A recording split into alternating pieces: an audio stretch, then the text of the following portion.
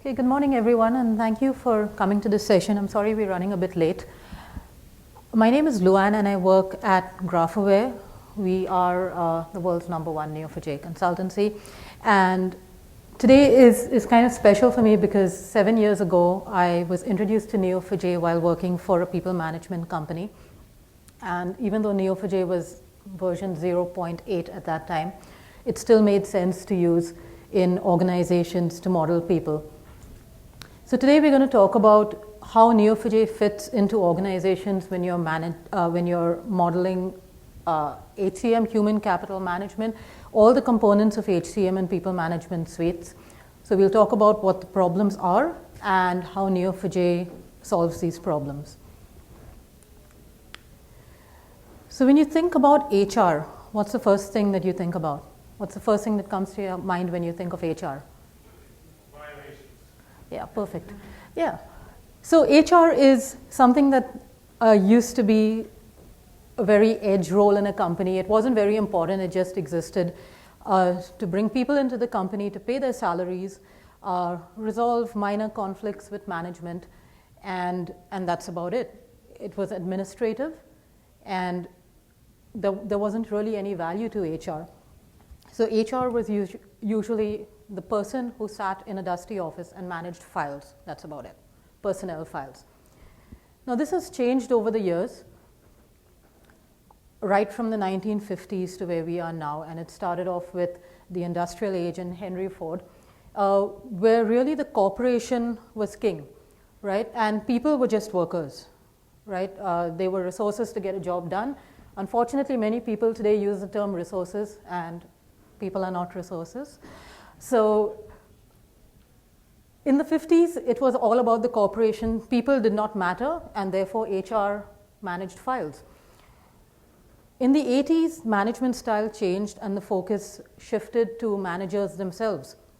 So you had hierarchical leadership, and that's where you had organization level goals that filtered down to people in the company. Mostly those goals made no sense.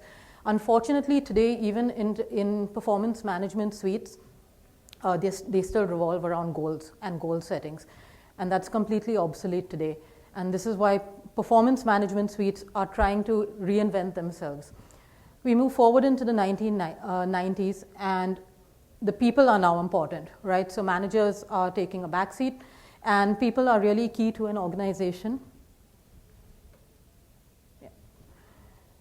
And then finally, today and into the future, it's not a single person that drives that organization, but they're teams, networks of teams. If you don't have teams and good team leadership, then most modern companies like Facebook, Amazon, Google will not survive. And so due to this shift in who is really the most important component of an organization, HR is no longer valid, and HR has transformed itself into human capital management. So that corner office is now, well, probably not as plush as this, but close. And human capital managers are now central to an organization. Their function is really core to an organization. And it spans everything from recruiting and onboarding to succession planning, talent acquisition, retention, career development, and all these things. And if you cannot manage your employees and allow them to grow in your company, then they leave. And then thanks to the internet, they say bad things about your company, and then you never get good employees after that. So what are the components of an HCM suite? The first one is the entry point into your company, and that's recruiting. And no one hires on a resume anymore. Nobody sends out standard job descriptions. And nobody looks at that job description and brings people in the company, because people are no longer interested in just being a job description. They want to fit into the company. They want to know what they're doing. They want to know how they're going to grow. And you would imagine that LinkedIn would have solved this problem, but you still have a lot of hiring managers who track you down via LinkedIn. And you would think they'd read your skills, but despite that, they still offer you a job that's completely meaningless. The next area of focus in an HCM suite is learning, and many large companies started off with learning solutions, and then they expanded out into talent and performance. Learning is a core is a core component of any HCM suite because it really develops people in your company. Most training or learning solutions actually play only in the education quadrant right now. But learning is much more than delivering education. There are three components really. One is your most immediate need, which is I currently work in a certain position, and what do I need to do to be successful in that position? I need that learning right now. And today everyone is used to finding their own learning and taking it online. You have courses like Coursera, but there are still organizations that force upon you learning and education in some kind of prescribed, structured format. The second kind of learning that you need is kind of intermediate. So how do you grow in your current role? How does an organization recommend what you should learn based on what you're doing and based on where you want to be in your current role? And the last type is really your long-term learning, where you kind of know where you want to be at some point in time, and you need to get there. So how do companies really develop people's skills? How do they recommend learning to people depending on what competencies they already have, what competencies they need, and more often than not, who a person wants to be. It's very unlikely that people in companies sit around saying that at some point in time, I will have 10 skills. What is more important is at some point in time, I want to be in this position and like this person. So how do you close that gap between where you are and where you expect to be? Performance management, as we spoke about earlier, is terrible. It's no longer this single 360-degree annual performance review where you have a set of goals rolled out to you, and by the time you've submitted your performance review, you can't remember what you did 12 months ago, and that feedback is completely meaningless. In fact, 80% of millennials today expect that they should be able to rate their managers and have that rating taken into account, because we live in a culture of feedback where we provide feedback on everything. And so why doesn't it not apply in performance management as well? So you're looking at immediate feedback, immediate action on that feedback, okay? And therefore that helps an employee to grow, not 1 year after the fact. Talent management is quite interesting because this wasn't so important 10 years ago, and then all the HCM and people management suites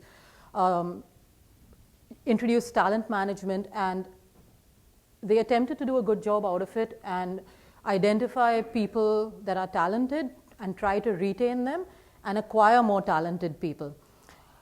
So what you're looking at here is finding people that attract talent in your company. There are always a group of people in your company that act as talent attractors. Without those people, your company is, you'll be lucky if you find good talent to join. And so talent management is really covers things like succession planning, identification of new leadership, and recent studies by Deloitte have shown that high-performance individuals have certain characteristics, and that is agility and self-discipline and self-management. And it's not work experience. It's not because people have been doing that job for 5 years or 10 years that they expect to be promoted. They really learn on the job. And you'll find this study by Deloitte which says that high-performance people need to be promoted quickly. And that's actually really true because that's how they progress. But the problem is, how do you identify these high-performance people? How do you identify them fast enough and give them newer challenges before they leave your company, right? So all of this, so at the end of the day, all these contribute, or rather what you want at the end of the day is minions, right? Well, actually what you want is very happy minions. The problem is, how do you get to this stage? People analytics is something that has been talked about for a while. 10 years ago, you had something called HR analytics, where you took all the data that you knew about people and you put it into a data warehouse, and then it produced to you wonderful figures such as your total head count and attrition rate, which were all completely useless because you could not do anything with it except report it to management. But in 2015, Josh Bersin wrote an article which was titled "The Geeks Have Arrived in HR and People Analytics is Here." And ever since then, there's been this rush to provide people analytics and provide this intelligence to companies to retain their people, okay, and acquire good new talent. And companies have been trying to do this for quite a while. So what is people analytics? People analytics combines HR and business data from different parts of the organization. Traditionally, HR has been separate. The rest of your business is separate. And all these suites that we've been talking about live separately. What you're looking for from people analytics is how do you identify these high-performing people? How do you analyze flight risk? Who is going to leave? And do we care that they're going to leave, right? Compliance risks, high-value career paths. So your high-potential people want to grow in your company, and if you do not provide them a path to grow, then they're going to leave. And there are various companies actually using people analytics to correlate success in the organization with what contributed to that success. So why is a high-performing sales team a high-performing sales team? Are there characteristics among those people that are common? Are there processes that they follow that are common? So how do you derive this intelligence from the data that you already have? According to the Human Capital Trends report of 2016, 77% of executives rate people analytics as a key priority. But where we are right now is that only 14% of the companies actually deal with predictive analytics and people analytics. The rest of all these companies still deal with organization level reporting. So dashboards and charts, but there are no advanced analytics, even though 77% agree that there should be. And now in 2016, again, the Berson's predictions report that was out a couple of months said that 2/3 of their clients are in the middle of some kind of HR system replacement. And one of the reasons for this was to create a more accurate database of their people, which is really strange because most of these systems have been around for ages and they've been collecting data for ages. So you would wonder why they want to switch their database, right? The reason is companies no longer look like this, right? You do not have top-down hierarchy and communication does not flow like this and people do not work like this anymore. What you really have are teams and networks of teams, highly connected people working together in an organization. And when you have this, the core of this entire network is really a person, and connected to the person is everything else he does in your company. What positions he fills, what's his experience, what talent does he have, what are his core competencies, what awards he's winning, what is his career path, what he's published, everything you know about a person. And it's these aspects of the person that really give you the intelligence you need to manage these people. So when you have a person that's so connected, you still end up storing him in something like that, right? Which are tables with rows and columns of data. And none of the connections are explicit here. Yes, it's a relational database system, but your relationships are not first-class citizens. It's very, very hard to derive any meaning from this. And today earlier this morning, you heard about the connected enterprise. And the success of people in a company and people management tools is really a connected enterprise. You want to connect everything you know about people and use that data to help them get to where they want. The other problem with this kind of structure is that most of your information is siloed. Even though it might reside in a single physical database, you have talent tables up there, you have performance, you have learning, you have recruitment history, and it's really hard to relate them. A, it's hard to relate them. B, it's hard to extend it. Every time you have a new set of data, it's very, very hard to modify this schema in an agile way. Yeah, sure, you might modify it in 6 months, but by then your opportunity is lost. So what is key here is the value in relationships, and you've heard this theme right through today's keynote. People data is very connected. No person lives in isolation, and especially in a company, there are people that have complex interactions with other people and teams. It's quite possible that this data starts off fairly sparse till you get more data. Relational databases don't really adapt themselves well to this kind of structure, right? Relational databases expect that you have a fixed set of structure and that you generally have data. So when you have these things, most of your interesting information is implied through second and third level relationships, which is very hard to do in a relational database. And without breaking down all these silos of information and letting relationships be first-class citizens, it's really not performant to actually connect the dots across your organization, which is what all people management suites are attempting to do and failing. And this is why they're trying to replace their database, hopefully with a graph. So you're looking to answer questions like, what skills do people have that are not part of their formal description? How many of you have skills that your managers don't know about? How many of you want to use those skills and your managers don't care about them? Which people act as top talent attractors? As I said earlier, there are always such people in companies, and you do your best to retain these. And how do you groom top performers for the next step in their career path, right?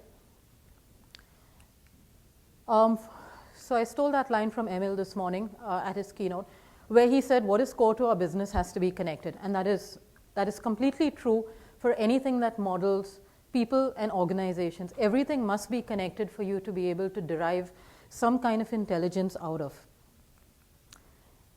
And thankfully, today you're at Graph Connect, where everything revolves around Neo4j, which is the world's best graph database. And everything is stored in terms of nodes and relationships. So relationships in a graph database are first-class citizens. There is no need to infer connections through foreign keys, out-of-band processing, and what is commonly and today very fashionably called machine learning, where what in Neo4j would be one Cypher query is machine learning to a lot of other people management suites.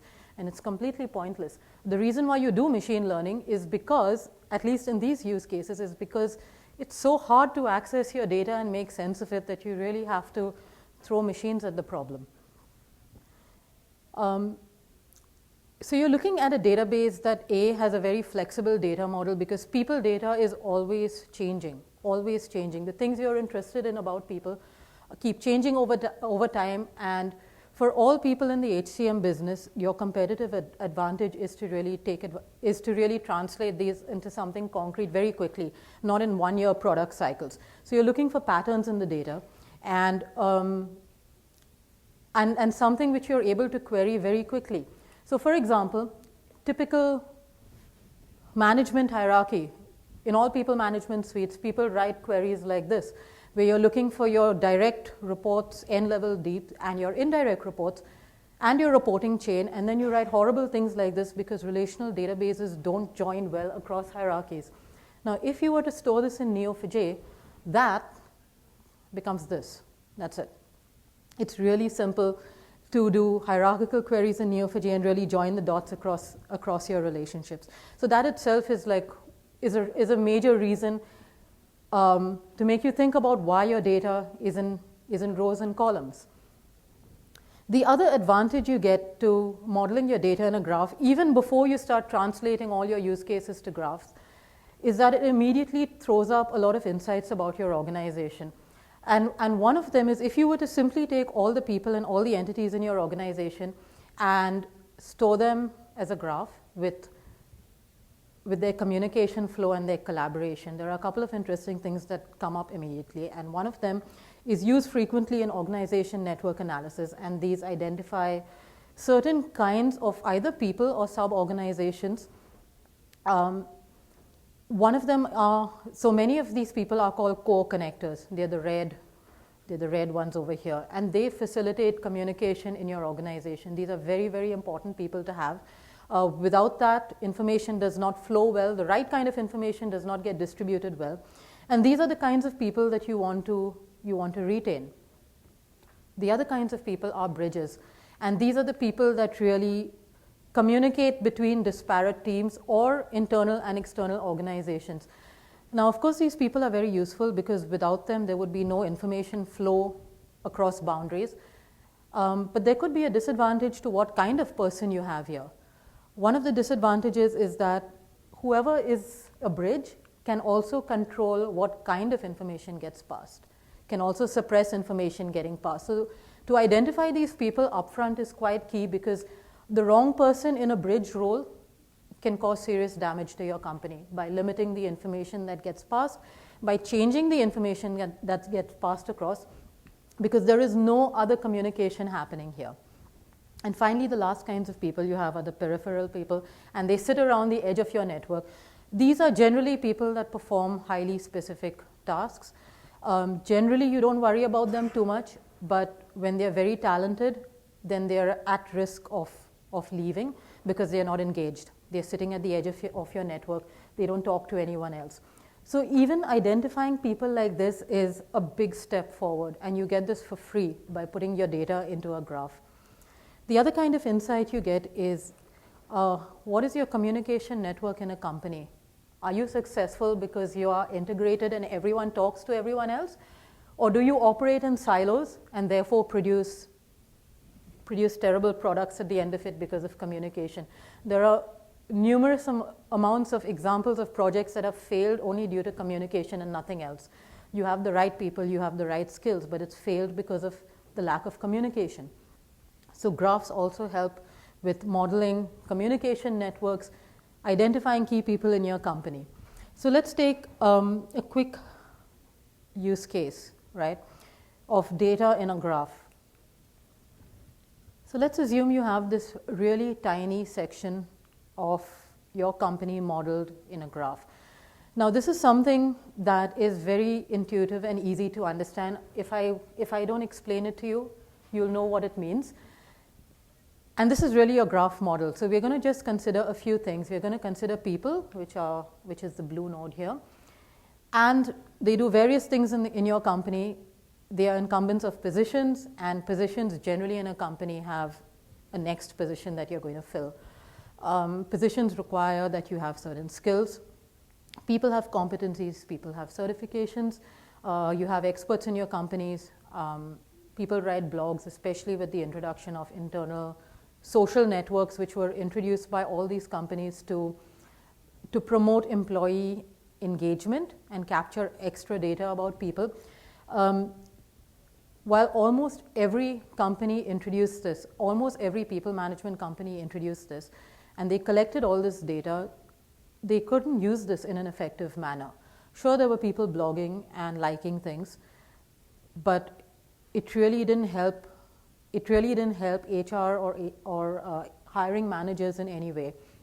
But if you look at this case now, where you have that vacant position, right, and you're looking to fill that position, it's very common in companies to already have people that are capable of filling this vacant position, but you just don't know about it, right? You don't know about it because you have the data about the person, but it's not really easy to correlate that data and figure out how to derive some kind of insight from that data. And a very simple example is this, and this is a real use case. Neo4j has actually solved this problem. So you have a vacant position, and vacant positions all positions require that you have some skills, right? You can't just fill a position if you're not skilled in it.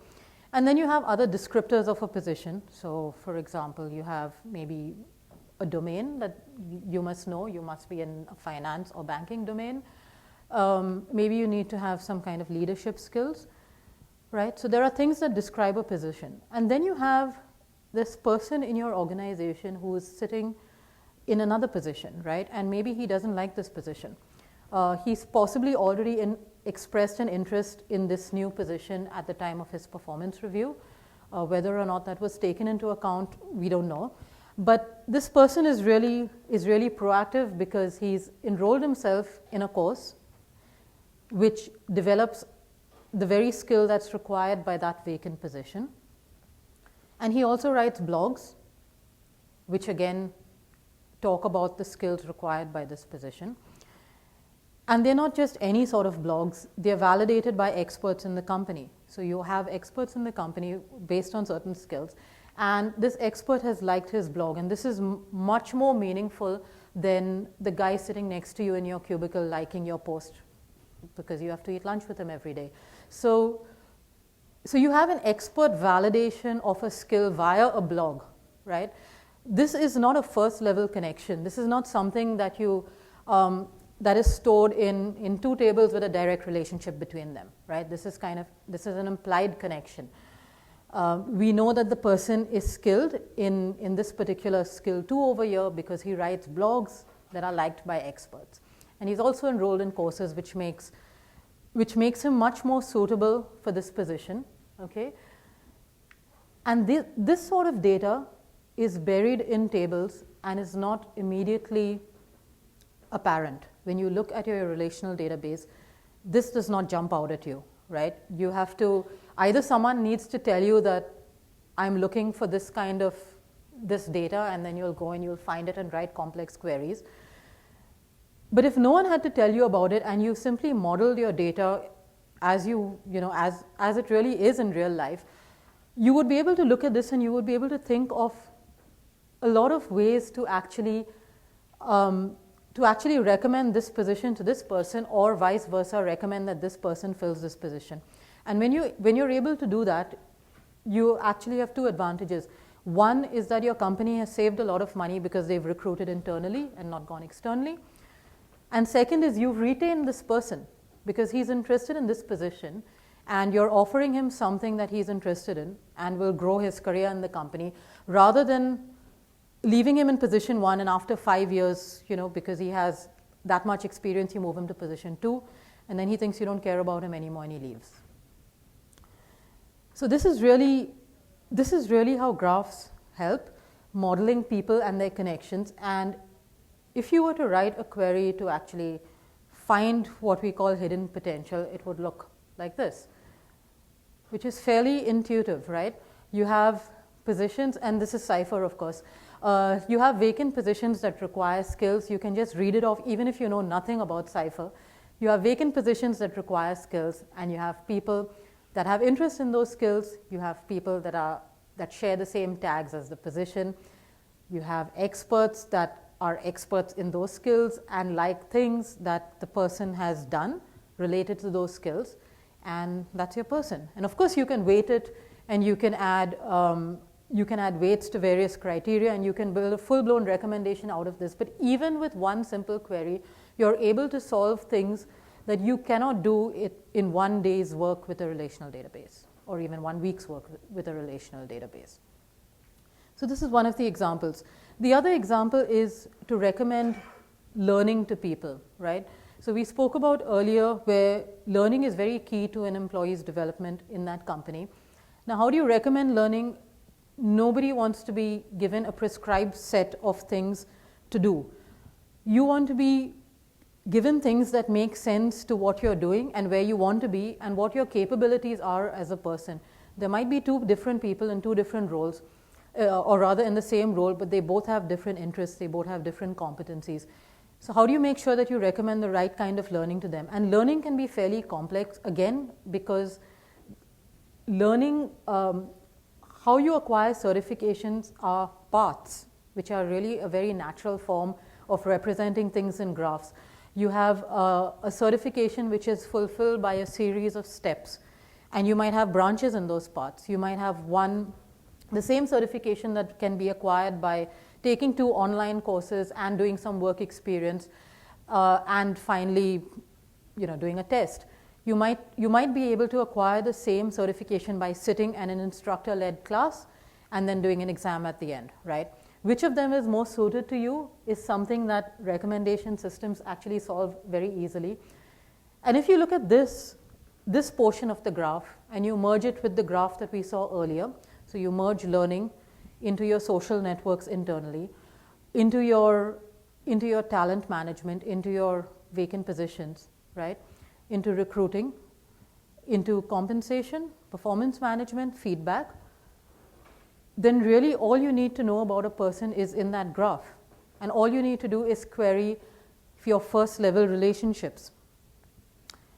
So this is why graph databases are really important to human capital management. And I can tell you out of experience that there is no other kind of model that works for people and for people data, right? When you have people and their connections are important, right? It's not just people that are important. If it was just people that were important, then the relational database would have worked. But we know that everyone is moving off that relational database to solve these questions. And so you want to pull your relationships out as first-class citizens. And people are naturally graph data models. Everyone in this room really is a graph. Everyone at Graph Connect is a graph. And therefore, people in organizations are graphs. Representing them in any other kind of data model does not make sense. Most of the information lies in your relationships. And the reason we have studies like the Burson reports every single year highlighting the same kinds of problems is because no one has solved it through relationships. No one has been able to really translate all those problems into the problem of not exposing relationships. So when you have data stored in a relational database and you go through all the effort of normalizing your data to reach a point where it fits a structure, and then you find that your relationships are so buried into that structure that you start denormalizing to bring them back out, then that is the biggest indicator that your data model is wrong, because you started off trying to get it into a structure and now you're trying to get it out of a structure to really expose relationships. So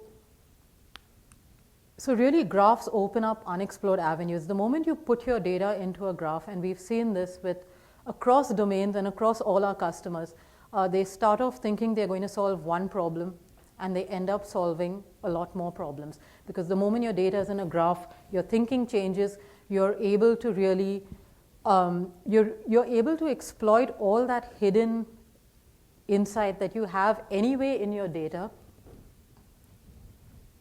but it just wasn't obvious because it was buried in the wrong kind of data model. Graphs, of course, have been around for a long time, so you already have algorithms and enough studies done to do things like finding cohesive teams, detecting communities, finding influencers in organizations, finding talent attractors. So these things already exist, they're well tested, they're well proven, and you kind of get that for free if you were only going to model your data correctly in the first place. And of course, Neo4j as a graph database is highly performant, it scales, it's able to represent data across organizations very, very easily. And there's no real reason why you shouldn't be in a graph database. So of course today, GraphAware, we are gold sponsors, and we have enough experience and skills in this particular domain to be able to help you with any of your problems. So if you'd like to come and do a modeling session with us, we're very happy to help you with this. And yeah, thank you for attending. I think we have 5 minutes for questions. Do we? Yeah. 3 to 4 minutes.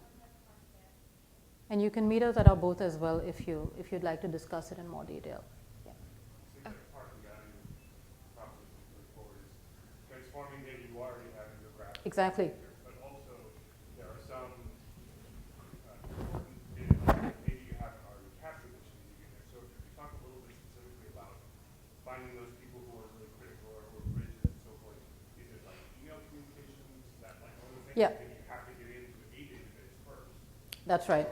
That's right. So for the network, organization network analysis, what you're looking at is